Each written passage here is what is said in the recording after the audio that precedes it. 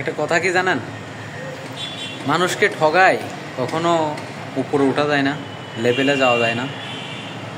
আর যতও বা যান আপনি, কাকে কখন উপর আল্লাহ কোন লেভেলে তুলে দেয় এটা কেউ জানে না।